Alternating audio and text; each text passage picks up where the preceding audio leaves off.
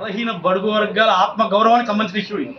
It's not about just lands, భూములు, ఆస్తులు అదొకటే కాదు. ఇక్కడ ఒక ఆదివాసీ స్త్రీని, ఆదివాసీ యొక్క సంసారాన్ని చెరబట్టి వాళ్ళ యొక్క ఈ క్రికెట్ మైండ్లో దీన్ని సెట్ చేశారు అనేది నాకు కూడా ఇప్పుడిప్పుడే సెన్స్ అవుతా ఉంది.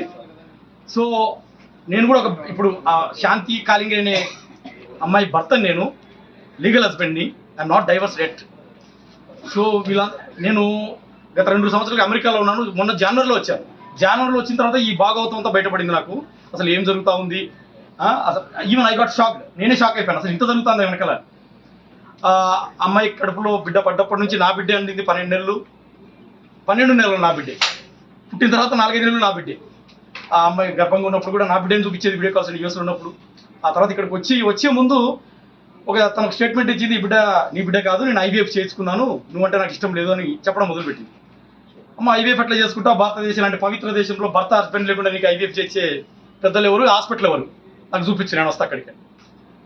నాకు ఆల్రెడీ 2 పిల్లలు అండి. నాకు 2 పాపలు ఉన్నారు, కవల పిల్లలు. వాళ్ళకి ఇప్పుడు 9 years, 4th class. సో నా దగ్గర ఏ ప్రాబ్లం లేదు, నీకు ఐవీఎఫ్ చేసుకోవాల్సిన అవసరం లేదు. ఏమొచ్చిందనేది ఆ క్వశ్చన్తో మొదలైన ఆర్గ్యుమెంట్. లేదు నేను ఐవీఎఫ్ నాకు ఇష్టం లేక చేసుకున్నాను, అది ఇది తను ఏదో డ్రామా చేయడం మొదలుపెట్టింది 1 నెల. లేదమ్మా అసలు విషయం ఏందని అడిగితే తనే స్వతహాగా నేను ఇట్లా జయసాయి రెడ్డి గారికి బిడ్డలు లేరని ఆయనే చెప్పారు. సో ఆయన ద్వారా ఆయనే డోనర్ నాకు, నేను ఆయన ద్వారానే ఐవీఎఫ్ చేయించుకున్నాను అనేసి ఒక జనవరి, ఫిబ్రవరి, మార్చి, ఏప్రిల్ ఈ తతంగం అంతా ఇలా చెప్పుకుంటూ వచ్చింది. సో అంత పెద్ద వ్యక్తిని నేను సామాన్య నెల జీతగాన్ని, ఆయనేమో పెద్ద మనిషి, పోయి గేట్ కూడా టచ్ చేయలేడు, ఆయన పోయి డైరెక్ట్గా అడగలేదు. సో నేను ఫ్రస్ట్రేషన్, 4-5 నెలలు ఫ్రస్ట్రేషన్ ఉన్నాను, అసలు దీన్ని ఎలా బయటకు తీసుకురావాలి. సరే తల్లి, ఇక నువ్వంటే నాకు ఇష్టం లేదు, నువ్వు ఎవరితోనూ ఇది చేసావు, నాకు 2 ఆడపిల్లలు ఉన్నారు, నేను నిన్ను వదిలేసుకుంటాను, నాకు న్యాయం చేయి తల్లి, నా పిల్లలకు న్యాయం చేయి, రిలీజ్ చేసుకుంటానని నేను చెప్పడం జరిగింది ఆమెతోటి. సో అదే భాగంగా 2 మ్యూచువల్ అనుకున్నాము ఫస్ట్లో. నన్ను కూడా ఆమె చాలా భయపెట్టించి, నువ్వు మ్యూచువల్ పెట్టు, నీకు ఏం లేదు ఇప్పుడు నా దగ్గర, నువ్వంటే నాకు ఇష్టం లేదు కాబట్టి వేరే పడుకుని పిల్లలు కన్నాను, నువ్వంటే నాకు ఇష్టం లేదు కాబట్టి మ్యూచువల్ చేసి పక్కకి వెళ్ళిపోంటారు. వెళ్ళిపోవడం కాదమ్మా, నాకు 2 ఆడపిల్లలు, నా సమస్యకు నువ్వు సమాధానం కనిపెట్టు, సమాధానం చెప్పాల్సింది నువ్వు అని నేను అడిగాను. సో ఇది సార్ జరిగింది. సో ఈ ఫ్రస్ట్రేషన్లో నేను ఆమె ఎక్కడైతే డెలివరీ అయిందో అపోలో హాస్పిటల్ వైజాగ్ అక్కడికి వెళ్ళాను. ఐఎమ్ ద లీగల్ హస్బెండ్, మీరు అక్కడ వైజాగ్ హాస్పిటల్కి వెళ్ళండి. హాస్పిటల్కి వెళ్ళి నేను లీగల్ హస్బెండ్ కాబట్టి వెళ్ళి అమ్మ పలానా డేట్న పలానా బాబు పుట్టాడని హాస్పిటల్లో అడుగుతాను. ఫట్ నా పేరు చూశారు, శాంతి చూశారు, కొట్టి పేరు తీసి డాక్యుమెంట్ ఇచ్చారు. ఫ్రంట్ ఆఫీసర్ నా పేరే ఉంది, I'm the legal husband, Manipati Madan Mohan, husband of Kalingiri Shanti, కాబట్టి డాక్యుమెంట్స్ ఇచ్చారు. లేకపోతే ఇవ్వరు కదా, హస్బెండ్ కాకపోతే ఇవ్వరు కదా. ఎట్లా ఇస్తారు వాళ్ళు? మీరు కావాలంటే డాక్యుమెంటేషన్స్ కూడా ఉన్నాయి, దీంట్లో చూపిస్తాను మీకు, హాస్పిటల్ నుంచి తెచ్చిన ఒరిజినల్ డాక్యుమెంట్స్. నేను హాస్పిటల్లో నాకు కేస్ షీట్స్ కావాలంటే, కేస్ షీట్స్లో డీటెయిల్స్ కావాలని అడిగితే అప్పుడు వాళ్ళు 11 గంటలకి రికార్డ్ రూమ్లోకి వెళ్ళి ఒక 4,000 పే చేస్తే మదర్ది బేబీ సపరేట్ కేస్ షీట్స్ ఇచ్చారు. ఆ కేస్ షీట్స్లో చూస్తే ఒక విచిత్రమైన కొత్త పేరు, నేను ఎప్పుడు వినని పేరు కనిపించింది. అది పోతిరెడ్డి సుభాష్ రెడ్డి. ఆయన ఎవరో నాకు తెలియదు. సో ఆయన మీద రీసెర్చ్ చేసి మొదలు పెడితే ఆయన బ్యాక్గ్రౌండ్ జడ్జి రామకృష్ణ గారు సార్ చెప్తున్నటువంటి ఒక ఇంపార్టెంట్ ఇన్ఫర్మేషన్, ఆ 2 సింక్ అయ్యాను. నేను ఐ వాజ్ షాక్. సార్ కూడా నాకు ఈ మధ్య పరిచయం, ఆ యూట్యూబ్లో సార్ కూడా కొన్ని నిజాలు బయట పెట్టడం అవన్నీ కూడా సింక్ అవుతున్నాయి.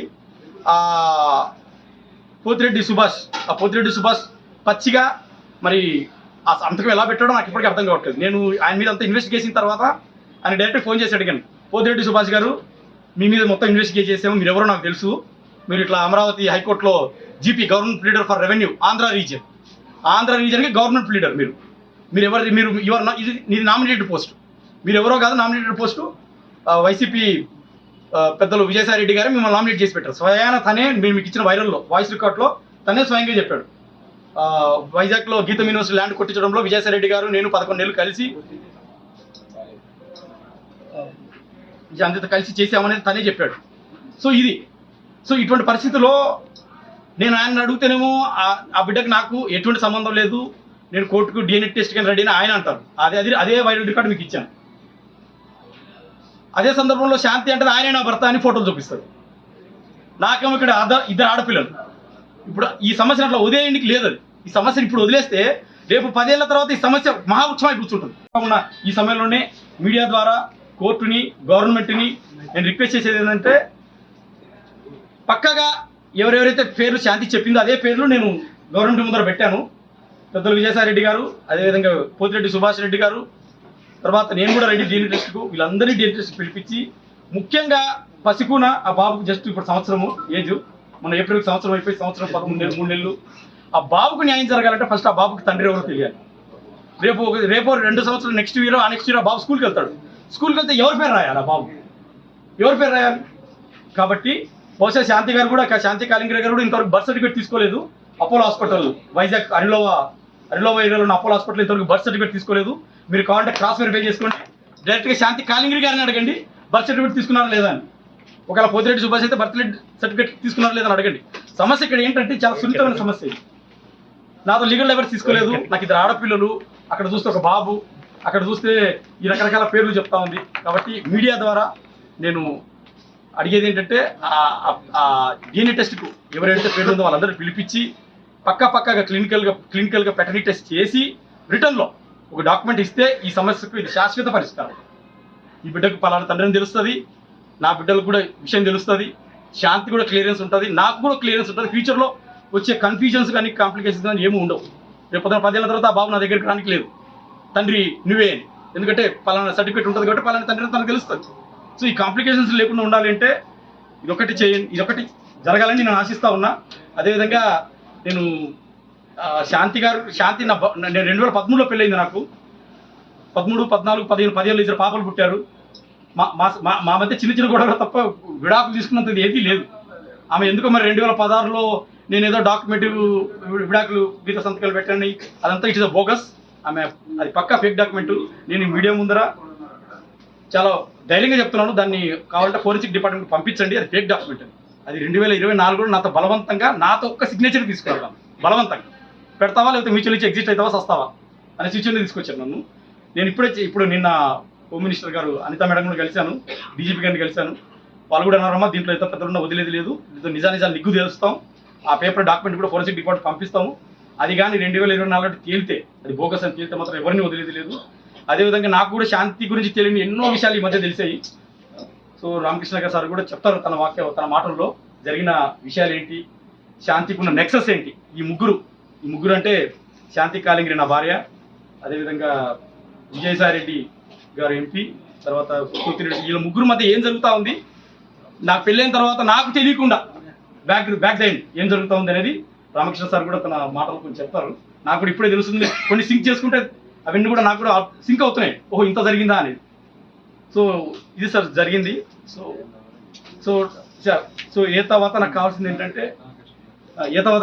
ఏంటంటే ఆ బాబుకు తండ్రి ఎవరో DNA టెస్ట్ ద్వారా నేను ఎవరి పేర్లు అయితే పెట్టానో వాళ్ళని కోర్టు ద్వారా పిలిపించి ఆ DNA టెస్ట్ చేయించి బాబుకు తండ్రిని, నాకు రిలీఫ్, శాంతికి రిలీఫ్.